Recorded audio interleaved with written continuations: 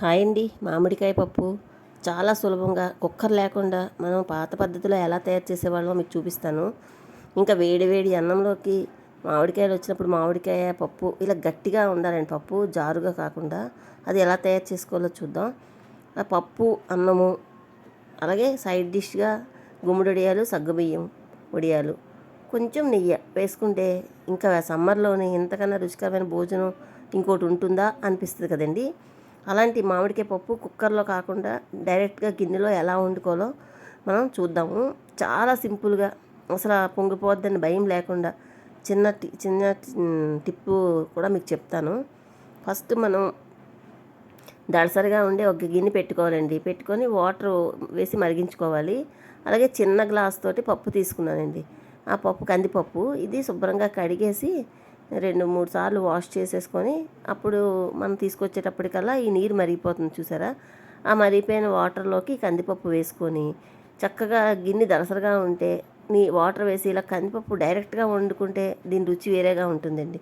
మనం కుక్కర్లో వండుకుంటాము, అది కూడా బాగుంటుంది, కానీ ఇది ఇలా వండుకుంది ఇంకా బాగుంటుంది. దాంట్లో ఒక స్పూన్ నెయ్యి, ఒక పావు స్పూన్ పసుపు వేసి ఒకసారి హైలో కొత్త మంటుంది కదా, అప్పుడు మనం మూత పెడితే పొంగిపోద్ది కదండి. అలాంటప్పుడు మనం చిన్న ప్లేట్ ఏదో ఒకటి పెట్టి అడుగును పడేసి మూత పెట్టామనుకోండి, ఇంకా పప్పు మనకి ఉడికిపోయిన దాకా పొంగదండి. అస్సలు పొంగకుండా పప్పు ఉడుకుద్ది. ఇంకా కుక్కర్లో పెట్టుకున్నప్పుడైనా విజిల్ వచ్చేటప్పుడు బయటకు వస్తుంది, కానీ ఇలా అయితే అస్సలు పొంగదు. ఆ పప్పు ఉడికిపోతుందండి. కరెక్ట్గా పావు గంటలో ఉడికిపోయిందండి.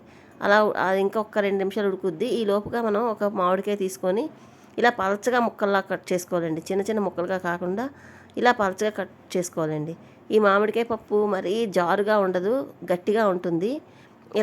ఇలా తయారు చేసేవారండి. అంటే ఇప్పుడు కుక్కర్లో వచ్చాక మనం కుక్కర్లోనే ఎక్కువ పప్పు పెట్టుకొని మామిడికాయ ముక్కలు తర్వాత తాలింపు పెట్టి వేయించుకొని అప్పుడు ఒక పప్పు కలుపుకుంటున్నాం కదండి. అలా కాకుండా ఇలా గిన్నెలోని పప్పు వండుకుంటే మామిడికాయ పప్పు దీని రుచి వేరేగా ఉంటుందండి. కుక్కర్లో వండుకునే పప్పుకి దీనికి తేడా తెలుస్తుంది. మనం ఎప్పుడు కుక్కర్లో వండుకుంటాం కనుక ఒకసారి ఇలాగా చేసుకుంటే ఎలా ఉందో మీకే డిఫరెన్స్ తెలుస్తుంది. అలా ఉడికిపోయిన చూసారా పప్పు, దాన్ని కూడా మేము ఎప్పుడు కూడా పప్పు గుత్తితో పప్పు మెదపమండి, గరిటతోటే మెదుపుతాం. చూసారు కదా, ఉడికిపోయింది కదా, చిన్న పలుకు ఉంది. ఆ పలుకుకి మనం ఈ మామిడికాయ ముక్కలు, ఉల్లిపాయ ముక్కలు, పచ్చిమిరపకాయలు ఇవన్నీ వేసి కలుపుకొని కొంచెం వాటర్ వేసుకుంటే మనం చక్కగా పప్పు ఉడికిపోద్దండి.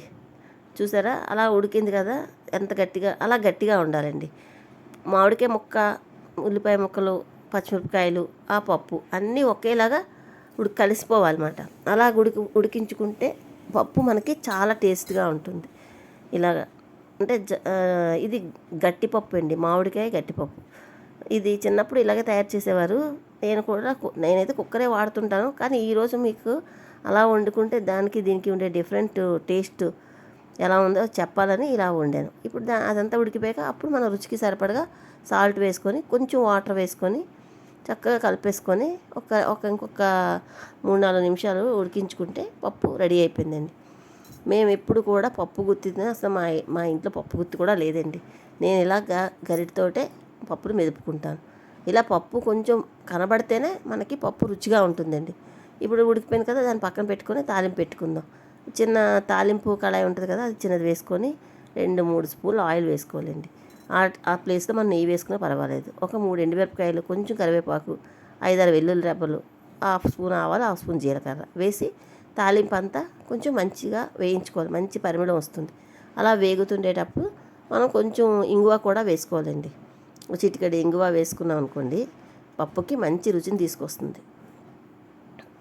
మీకు ఈ మామిడికాయ పప్పు అంటే మీలో ఎవరికైనా ఇష్టమైతే కామెంట్ చేయండి. మీరు ఎప్పుడైనా ఇలా ట్రై చేశారండి? కుక్కర్లో వచ్చిన తర్వాత అందరూ కుక్కర్లోనే వండుకుంటున్నాం, గిన్నెలో వండుకోవడం మానేసాం. కానీ ఇలా గిన్నెతో వండిన పప్పుకి కుక్కర్లో వండిన పప్పుకి డిఫరెన్స్ చాలా ఉంటుందండి. అయితే మనకి టైము సేవింగ్ ఎక్కువ కనుక ఇప్పుడు అందరూ కుక్కర్లోనే వాడుతున్నారు. నేను కూడా కుక్కర్లోనే పప్పు వండుతాను. కానీ ఈరోజు గిన్నెతో వండుకునే పప్పు ఎలా అయితే రుచిగా ఉంటుందో చూపించాలని, పైగా దానికి దీనికి డిఫరెన్స్ నాకు కూడా తెలుసు కనుక ఇలా తయారు చేశానండి. అలా చేసాం కదా, చల్లారిపోయేసరికి కొంచెం దగ్గర పడుతుంది. ఇది మామిడికాయ కందిపప్పు గట్టిపప్పు అండి. ఇది అన్నంలో కొంచెం వేసుకొని కొంచెం నెయ్యి వేసుకొని అదే నంచుకోవడానికి వడియాలు, అప్పడాలు ఏముంటే అవి సైడ్ పెట్టుకొని ఈ పప్పు నెయ్యి అన్నం తింటే ఇంకా సమ్మర్లో ఇంకేం అక్కర్లేదండి. అంత కమ్మగా ఉంటుంది. లాస్ట్లో ఒక ముద్దలో పెరుగు వేసుకొని తింటే ఎమ్మీ ఎమ్మీగా ఉండే లంచ్ మనకి కంప్లీట్ అయిపోద్దండి. ఈ గుమ్మడి వడియాలువి తర్వాత సగ్గుబియ్యం వడియాలు ఎలా పెట్టాను అన్నది కావాలంటే లింక్స్ మనకి కామెంట్ సెక్షన్లో పిన్ చేస్తాను, చూడండి. నచ్చితే ట్రై చేసి చూడండి. నా వీడియో మీకు ఎలా అనిపించిందండి? ఇంతేనండి, ఎమ్మీ ఎమ్మీగా ఉండే మామిడికాయ కందిపప్పు. నాకు నా వీడియో నచ్చితే లైక్ చేయండి. థ్యాంక్ యూ ఫర్ వాచింగ్ అండి. బాయ్ అండి.